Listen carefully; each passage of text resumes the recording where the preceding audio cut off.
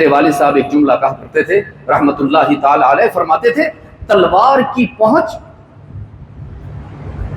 گلے تک ہے، کردار کی پہنچ دل تک ہے۔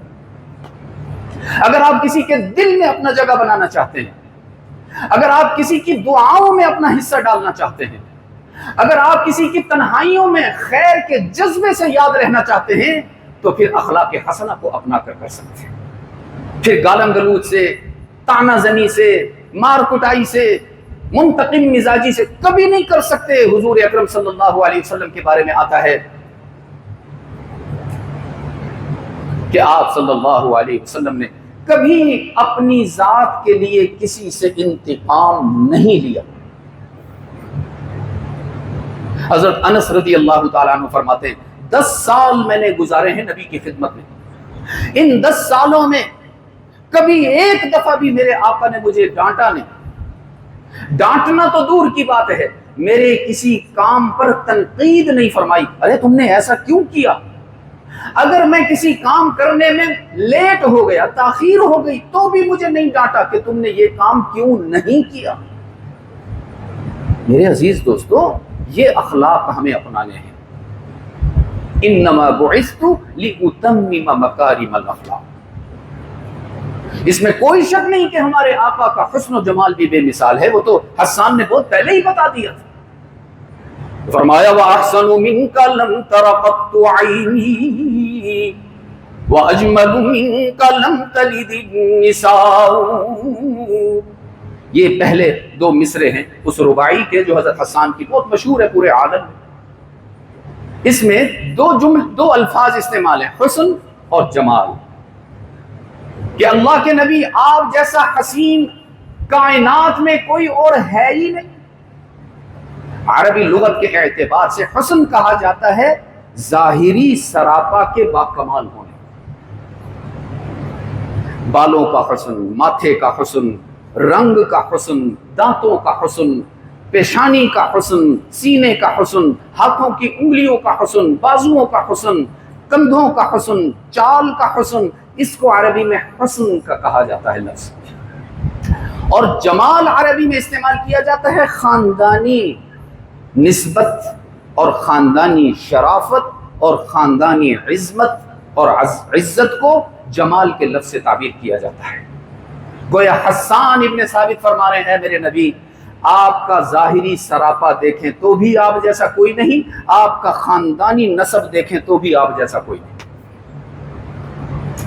فرمایا وَأَحْسَنُ مِنْكَ لَمْ تَرَ قَطُّ عَيْنِي وَأَجْمَلُ مِنْكَ لَمْ تَلِدِ النِّسَاءُ خُلِقْتَ مُبَرَّأً مِنْ كُلِّ عَيْبٍ۔ یہ ہے وہ مصرع جو میں سنانا چاہ رہا ہوں۔ حسان کہہ رہے ہیں میرے محبوب آپ جیسا ظاہری سراپا بھی اللہ نے کسی کو عطا نہیں فرمایا، آپ جیسا حسین و جمیل جسم بھی اللہ نے کسی کو عطا نہیں فرمایا، آپ جیسا عظیم خاندان بھی اللہ نے کسی کو نہیں دیا، اور میں اعلان کرتا ہوں آپ جیسے خوبصورت اخلاق بھی اللہ نے کسی کو عطا نہیں فرمائے۔ خلقت مبرأ من کل عیب، ہر برائی سے، ہر عیب سے، ہر بد اخلاقی سے اللہ نے محمد کو پاک بنایا ہے۔ زمزم بھی اتنا پاک نہیں جتنا اللہ نے محمد کو پاک بنایا، گلاب میں بھی اتنی خوشبو نہیں جتنا اللہ نے محمد کے اخلاق کو خوشبو عطا فرمائی۔ وہ نبی ہمیں ملا ہے عزیز دوستو، صرف نعتیں پڑھنے سے بات نہیں بنے گی، صرف تقریریں کرنے سے یا سننے سے بات نہیں بنے گی، اخلاق اپنانے سے بات بنے گی۔ میرے آقا کی گفتار کیسی تھی، ان کی رفتار کیسی تھی؟ کیا ہمارے آقا اکڑ اکڑ کے چلتے تھے، سینہ تان کے چلا کرتے تھے، سر اٹھا کے اپنی آنکھوں کو بے باکی سے استعمال کیا کرتے تھے کہ بازار میں جانے والی ہماری کسی بہن اور بیٹی کی عزت محفوظ نہ رہ سکے؟ آپ صلی اللہ علیہ وسلم کی خوبصورت ادا ہمیں ملتی ہے شمائل میں، جب بھی ہمارے آقا باہر چلا کرتے، چاہے بازار میں، چاہے گلیوں میں، چاہے کہیں بھی، ہمارے آقا کی نظر ہمیشہ زمین پر ہوا کرتی۔ فتح مکہ کے موقع پر حضور اکرم صلی اللہ علیہ وسلم فاتح بن کر مکہ میں داخل ہوئے ہیں، تو کتنی خوبصورت ادا ہے کہ اونٹنی پر بیٹھے ہوئے اللہ کی تعریف کرتے ہوئے اس کی حمد اور شکر کا یہ انداز تھا کہ میرے آقا کا چہرہ مبارک اتنا جھکا ہوا تھا کہ اونٹنی کا پالان میرے آقا کے ماتھے پر لگتا تھا، اکڑ کے نہیں آ رہے تھے۔ ہمیں تو تھوڑی سی شہرت مل جائے، تھوڑی سی دولت مل جائے، تھوڑا سا مقام مل جائے، مرتبہ مل جائے، تو بس جی پھر ہماری ٹور ہی بدل جاتی ہے، ہماری چال ہی بدل جاتی ہے، ہمارے معاملات ہی بدل جاتے ہیں۔ ہم انتظار کرتے ہیں دوسرے سے غلطی ہو تو صحیح۔ پھر ابا جی مجھے یاد آ گئے، فرماتے تھے دوسرے کی آنکھ کا تو تنکا بھی انسان دیکھ لیتا ہے، اپنی آنکھ کا شہتیر بھی نظر نہیں آتا۔ حضور اکرم صلی اللہ علیہ وسلم جس طرح اعمال میں ہمارے امام ہیں، اخلاق میں بھی ہمارے امام، جس طرح ہم نماز پڑھتے ہیں اس طرح جیسے نبی نے پڑھی، ہم روزہ رکھتے ہیں اس طرح جیسے رحمت عالم صلی اللہ علیہ وسلم نے روزہ رکھا، ہم حج کرتے ہیں، عمرہ کرتے ہیں، صدقہ کرتے ہیں، بالکل اسی طرح جیسے حضور اکرم صلی اللہ علیہ وسلم نے یہ اعمال کیے، بالکل اسی طرح عزیز دوستو ہمیں سچائی بھی اپنانی ہے اپنے نبی کی طرح، ہمیں دیانت بھی اپنانی ہے اپنے نبی کی طرح، ہمیں عفو درگزر بھی اپنانا ہے اپنے نبی کی طرح۔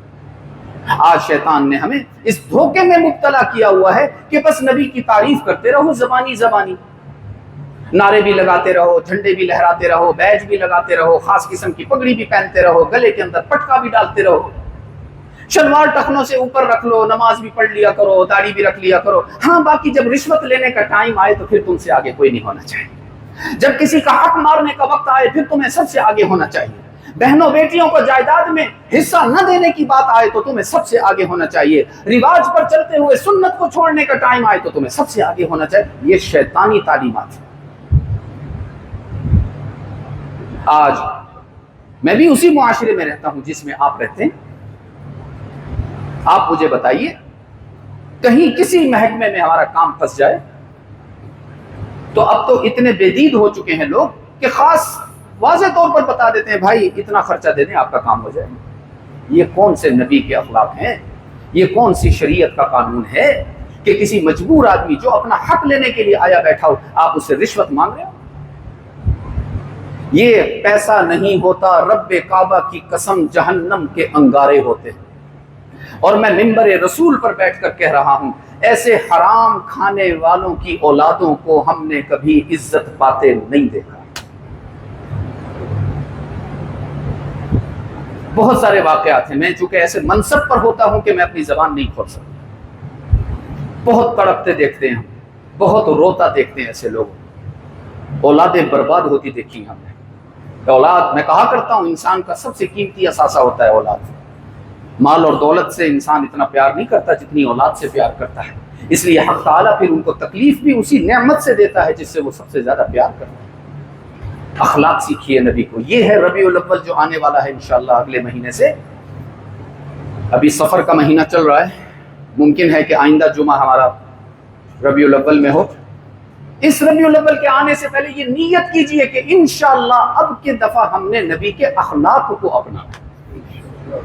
اگر ہمارے اندر کوئی کمزوری ہے، کوئی نقص ہے، کوئی عیب ہے، اس کو ہم دور کریں اور اخلاق کو اپنائیں گے، حضور اکرم صلی اللہ علیہ وسلم کی سیرت کو اپنائیں گے، ان کے ظاہری سراپا سے بھی پیار کریں گے لیکن ان کے اخلاق سے بھی پیار کریں گے۔ عزیزان گرامی، آئندہ جمعہ چونکہ ہماری ملکی اور ملی زندگی کا بڑا خاص دن ہے، پانی کی دور میں 14 اگست 1947 یہ وہ سعادت مند دن تھا جب حق تعالی نے ہمیں انگریز کی غلامی سے نجات عطا فرمائی تھی۔ وہ انگریز جو ہماری تلاوت کو برداشت نہیں کرتا تھا، ہمارے روزوں کو برداشت نہیں کرتا تھا، ہماری اذانوں کو برداشت نہیں کرتا تھا، اللہ نے ہمیں موقع دیا کہ تمہیں ایک سرزمین دے رہا ہوں، یہاں پر تم خوب اپنی حسرتیں پوری کرو، پاکیزہ زندگی اپناؤ، اس زمین کو پاکیزہ بناؤ، حتیٰ کہ حق تعالی نے نام بھی اس کا پاکستان رکھوا ہے۔